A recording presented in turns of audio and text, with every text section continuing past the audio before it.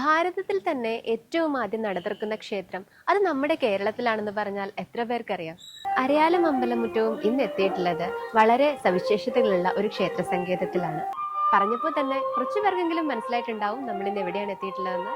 അതെ, നമ്മൾ ഇന്ന് എത്തിയിട്ടുള്ളത് തിരുവാർപ്പ് ശ്രീകൃഷ്ണസ്വാമി ക്ഷേത്രത്തിലാണ്.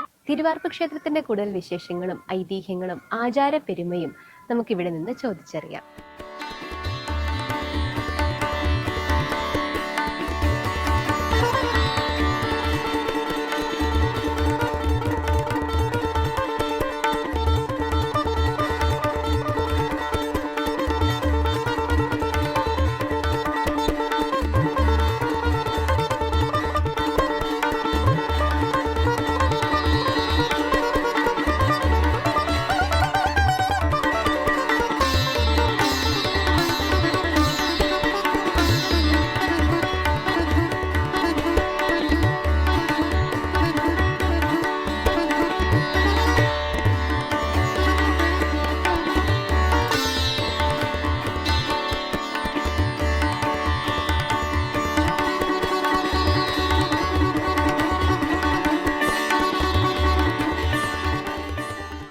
എല്ലാ ദിവസവും പുലർച്ചെ 2 മണിക്ക് തന്നെ കൃത്യം ഈ ക്ഷേത്രത്തിൽ നട തുറക്കും.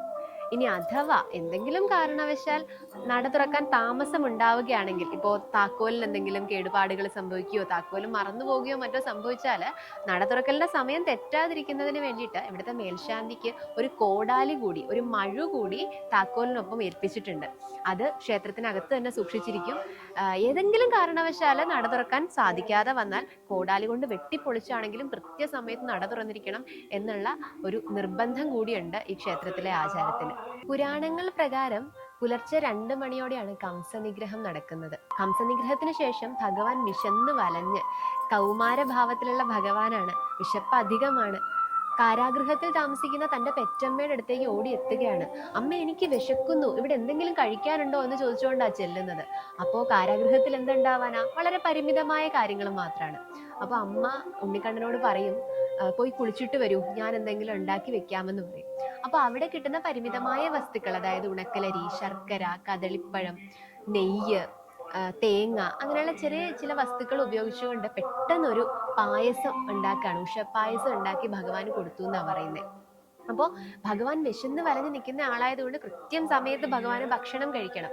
അപ്പൊ ആ ഒരു സങ്കല്പത്തിലാണ് പുലർച്ചെ 2 മണിക്ക് തന്നെ നട തുറന്ന് 3:30-ക്കുള്ളിൽ ഉഷനിവേദ്യം ഇവിടെ നടത്തിയിരിക്കും.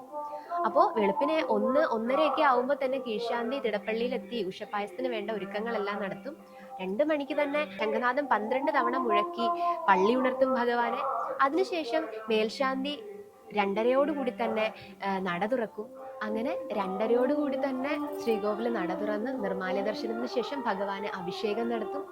അഭിഷേകം നടത്തി, കുഞ്ഞു കൃഷ്ണനാണല്ലോ, അഭിഷേകം നടത്തി ഭഗവാന്റെ തല മാത്രം ഒന്ന് തുവർത്തി ആ തോർത്ത് അതുപോലെ തന്നെ കയ്യിലേക്ക് ഇട്ടിട്ട് കീഴ്ശാന്തിയും മേൽശാന്തിയും ചേർന്ന് ഈ ഉഷപ്പായസത്തിന്റെ ഉരുളി രണ്ടുപേരും ചേർന്ന് ആ ഉരുളിയോടുകൂടിയാണ് ഭഗവാനെ നേദിക്കുന്നത്. അത്രയ്ക്ക് വിശപ്പാണ് ഭഗവാന്. അഭിഷേകത്തിന് ശേഷം ചാർത്തണിയിക്കാനോ ഭഗവാനെ ഒരുക്കുവാനോ ഒന്നും സാവകാശമില്ല. കുളിപ്പിച്ച് തല തുവർത്തി ഉടനെ തന്നെ ഭഗവാന് ഉഷപ്പായസം നിവേദിക്കുന്നുണ്ട്. ഭഗവാന് എപ്പോഴും നല്ല വിശപ്പായത് കൊണ്ട് തന്നെ ഭക്ഷണം കഴിക്കുക, എപ്പോഴും വിശപ്പ് മാറ്റുക എന്നൊരു ചിന്ത മാത്രം ഉള്ളത് കൊണ്ട് വിശന്നിരിക്കുന്ന കൃഷ്ണനോട് ഭക്തർ എന്ത് ആവശ്യം പറഞ്ഞാലും കൃഷ്ണൻ ഉടൻ തന്നെ സാധിച്ചു കൊടുക്കും എന്നുള്ള ഒരു വിശ്വാസം കൂടിയുണ്ട്. അതുകൊണ്ട് തന്നെ ക്ഷിപ്രപ്രസാദിയാണ്. നമ്മുടെ എന്താഗ്രഹവും വളരെ വേഗം നടത്തി തരുന്ന ഒരു ഭാവത്തിലാണ് ഭഗവാൻ ഇവിടെ പ്രതിഷ്ഠ. തിരുവാർപ്പിൽ ആരാധിക്കുന്ന വിഗ്രഹം വനവാസകാലത്ത് പാണ്ഡവർ പൂജിച്ചതാണെന്നാണ് വിശ്വാസം. നമുക്കറിയാം, വനവാസകാലത്ത് തന്റെ ഉറ്റ സഖിയായ ദ്രൗപദിക്ക് ഭഗവാൻ ഒരു അക്ഷയപാത്രം സമ്മാനിക്കുകയുണ്ടായി. തുടർന്ന് വനവാസത്തിന് ശേഷം ഈ അന്ന് പൂജിച്ചിരുന്ന വിഗ്രഹവും ഈ അക്ഷയപാത്രവും പാണ്ഡവർ ഉപേക്ഷിക്കുകയായിരുന്നു. തുടർന്ന് ഈ വിഗ്രഹം കാലപ്രയാണത്തിൽ ആലപ്പുഴ ജില്ലയിൽ ഒരു ദേശത്തെത്തുകയുണ്ടായി. അന്ന് അവിടെ ഈ അക്ഷയപാത്രത്തോടു കൂടി, അതായത് വാർപ്പോടുകൂടി അല്ല എത്തിയത്, വിഗ്രഹം മാത്രമാണ്. ചതുർബാഹു വിഗ്രഹം മാത്രം അവിടെയുള്ള ആളുകൾ ക്ഷേത്രം പണിത് അവിടെ പൂജിക്കുകയും, എന്നാൽ പിൽക്കാലത്ത് അവിടെ ഒട്ടനവധി കഷ്ടങ്ങൾ ഉണ്ടായി. ആ ക്ഷേത്രത്തിന് നിത്യപൂജ പോലും നടക്കാത്ത അവസ്ഥയിൽ അന്നത്തെ മേൽശാന്തി ആ വിഗ്രഹം വീണ്ടും നദിയിൽ ഉപേക്ഷിക്കുകയുണ്ടായി. തുടർന്ന് വില്വമംഗലം സ്വാമിയുടെ ശിഷ്യനായ പത്മപാദൻ, അദ്ദേഹം തോണിയിൽ യാത്ര ചെയ്യവേ ഒരു സ്ഥലത്തെത്തിയപ്പോൾ അദ്ദേഹത്തിന്റെ തോണിക്കാരന്റെ തുഴ എന്തോ ഒന്നിൽ തട്ടുകയും അത് അവിടെ നിന്ന് വിഗ്രഹം കണ്ടെടുക്കുകയുമായിരുന്നു. അന്ന് വാർപ്പിനോട് കൂടിയാണ് പത്മപാദ സ്വാമിയാർക്ക് ഈ വിഗ്രഹം ലഭിക്കുന്നത്.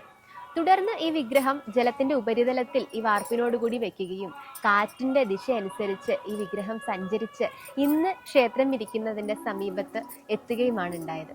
തുടർന്നാണ് ഇവിടെ അടുത്ത് തന്നെ മറ്റൊരു ശ്രീകോവിൽ താൽക്കാലികമായി പണിത് ഉടൻ തന്നെ പ്രതിഷ്ഠ നടത്തി. ആദ്യമായി പ്രതിഷ്ഠിച്ചപ്പോൾ ഭഗവാന് നിവേദിച്ചത് കണ്ണിമാങ്ങയും കരിക്കുമായിരുന്നു. ഇന്നും ഇവിടെ ഉത്സവ സമയത്ത് ആദ്യം പ്രതിഷ്ഠ നടത്തിയ സ്ഥലത്ത് ഭഗവാനെ ഇറക്കിപ്പൂജയുണ്ട്.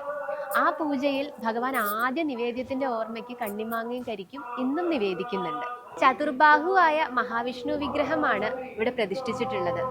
ശംഖ, ചക്ര, ഗദ, പത്മധാരിയാണ് മഹാവിഷ്ണു എന്ന് നമുക്കറിയാം അല്ലേ. പക്ഷെ ഇവിടുത്തെ പ്രതിഷ്ഠയ്ക്ക് കയ്യിൽ ഗദയില്ല, പകരം കൈ ഇവിടെ ഇങ്ങനെ വെച്ച് ഗദ സങ്കല്പത്തിലാണ് ഇവിടുത്തെ വിഗ്രഹം ഉള്ളത്. ഗുരുവായൂരിൽ കൃഷ്ണനാട്ടം കണ്ട് പള്ളിയിറങ്ങുന്ന ഭഗവാൻ തിരുവാർപ്പ് ക്ഷേത്രത്തിൽ പള്ളി ഉണരുന്നു എന്നതാണ് സങ്കല്പം. ആ സങ്കല്പത്തിലാണ് പുലർച്ചെ ഭഗവാനെ പള്ളി ഉണർത്തുന്നത്. ഗുരുവായൂർ അമ്പലത്തിലെ പോലെ തന്നെ ആനയോട്ടം നടക്കുന്ന ഒരു ക്ഷേത്രം കൂടിയാണ് കേട്ടോ തിരുവാർപ്പ് ക്ഷേത്രം. അതിന് പിന്നിലൊരു കഥയുണ്ട്. അതായത് പണ്ട് ഈ അമ്പലത്തില് ഉത്സവം നടക്കുന്ന സമയത്ത് ആന ഇല്ലാതെ വല്ലാതെ വിഷമിച്ചിരുന്നൊരു സമയം ഉണ്ടായിരുന്നു. അപ്പൊ ആ ഒരു ദിവസം പെട്ടെന്ന് എവിടുന്നോ ഒരു ആന ഇവിടേക്ക് ഓടി വരികയുണ്ടായത്. അതുകൂടാതെ മറ്റൊരു കഥ പറയുന്നത്, കംസ നിഗ്രഹത്തിന് വേണ്ടിയിട്ട് ഭഗവാൻ ശ്രീകൃഷ്ണൻ ചെല്ലുമ്പോൾ ഭഗവാനെ ആദ്യം തടയുന്നത് ഒരാനയാണ്. കുവലയപീഠം എന്ന് പറയുന്ന ഒരു ആനയായിരുന്നു. ഈ ആനയെ ഭഗവാൻ വാലിൽ ചുഴറ്റി എറിയുകയായിരുന്നു. അപ്പൊ അത്രയ്ക്ക് നാണം കെടുത്തി വിട്ടു ഈ ആനയെ. അപ്പൊ അതിനെ ഓർമ്മിപ്പിച്ചുകൊണ്ട് ഇവിടെ ആനയോട്ടത്തിന് വരുന്ന ആനയെ ഭക്തജനങ്ങൾ പിന്നാലെ നടന്ന് കൂവി വിളിച്ച് അങ്ങനെ കളിയാക്കി അപമാനിച്ചൊക്കെ ആ അപമാനിക്കുന്ന സങ്കല്പത്തിലാണ് ആനയെ ഇവിടെ വരെ എത്തിക്കുന്നത്. അതുപോലെ തന്നെ ആന ഇവിടെ എത്തി ഭഗവാനെ വണങ്ങിയതിന് ശേഷം മാത്രമാണ് ആനയെ ഉപചാരപൂർവ്വം ആനയ്ക്ക് ഭക്ഷണം കൊടുക്കുകയും പ്രസാദം കൊടുക്കുകയൊക്കെ ചെയ്യുന്നത്. അതുപോലെ തന്നെ ഇവിടുത്തെ ഉത്സവത്തിന് ആനയെ പ്രത്യക്ഷ ഗണപതിയായി ആനയെ ഇരുത്തി പൂജ ചെയ്യുന്ന ഒരു ചടങ്ങ് കൂടിയുണ്ട്.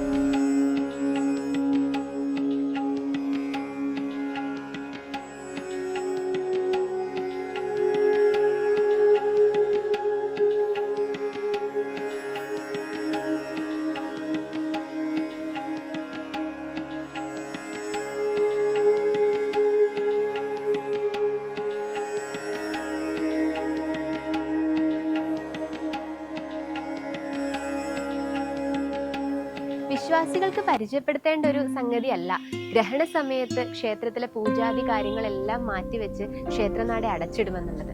എന്നാൽ തിരുവാർപ്പ് ക്ഷേത്രത്തിൽ അങ്ങനെ ഒരു പതിവില്ല കേട്ടോ. ഗ്രഹണം ബാധിക്കാത്തൊരു ക്ഷേത്രമാണിത്. അതിനൊരു കാരണം കൂടിയുണ്ട്.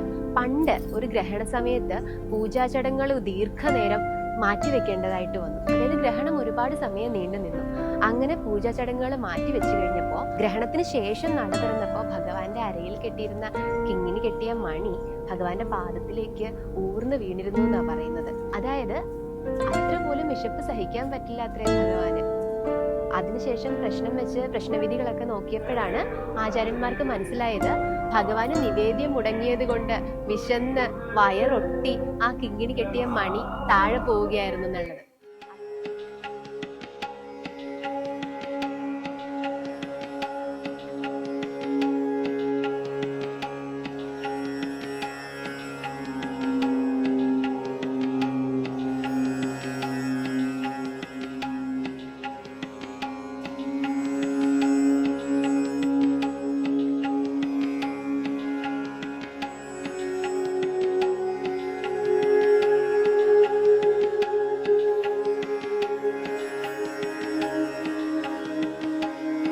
പൂജാസമയങ്ങളിൽ കടുത്ത കൃത്യനിഷ്ഠ പാലിക്കുന്ന ഒരു ക്ഷേത്രമാണ് തിരുവാർപ്പ് ശ്രീകൃഷ്ണസ്വാമി ക്ഷേത്രം.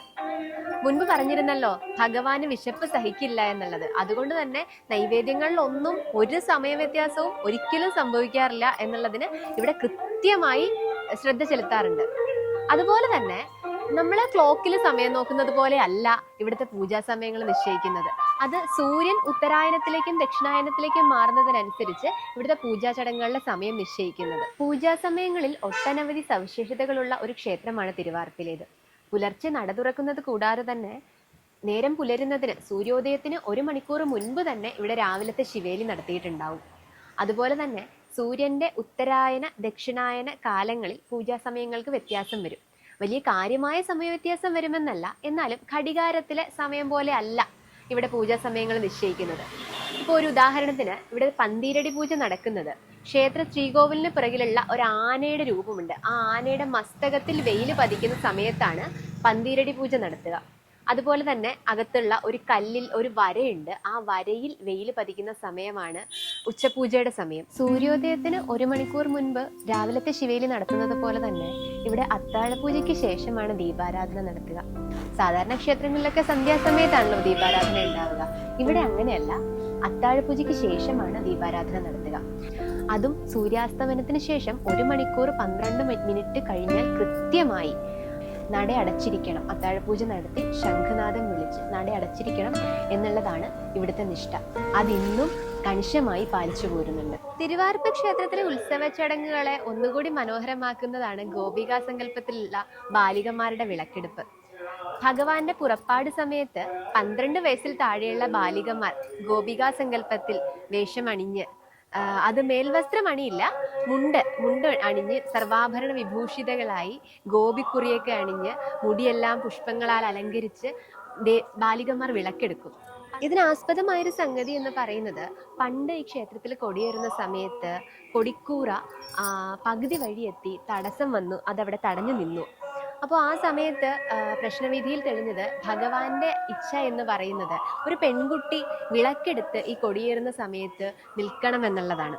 അപ്പോൾ അതിനോടനുബന്ധിച്ചാണ് ഇന്നും 12 വയസ്സിന് താഴെയുള്ള ബാലികമാര് ഉത്സവ സമയത്ത് ഗോപികാ സങ്കല്പത്തിൽ വിളക്കെടുക്കുന്നത്. തിരുവാർപ്പിലെ ഉത്സവത്തിന്റെ പ്രധാനപ്പെട്ട ചടങ്ങുകളിലൊന്നാണ് 5-ാം പുറപ്പാടെന്ന് പറയുന്നത്.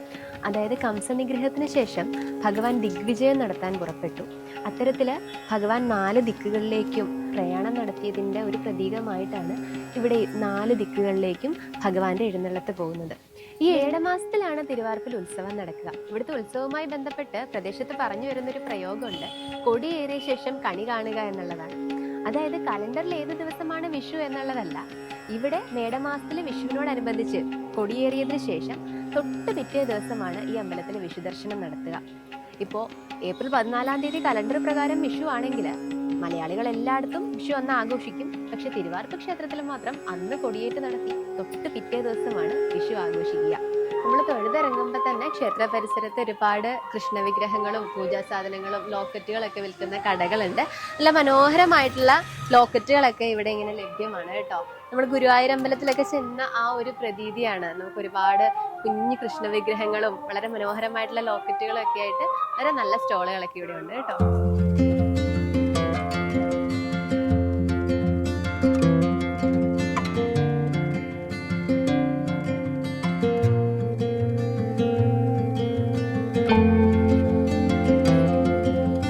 ക്ഷേത്ര സംബന്ധിയായ കൂടുതൽ വിശേഷങ്ങൾ അറിയുന്നതിനായി ഈ ചാനൽ സബ്സ്ക്രൈബ് ചെയ്യുക. നിങ്ങളുടെ നാട്ടിലെ പൈതൃക ക്ഷേത്രങ്ങളെക്കുറിച്ച് കമൻറ്റ് ബോക്സിൽ രേഖപ്പെടുത്തുകയാണെങ്കിൽ അരയാലും അമ്പലമുറ്റവും തീർച്ചയായും ആ ക്ഷേത്ര സന്നിധിയിലേക്ക് എത്തുന്നതാണ്.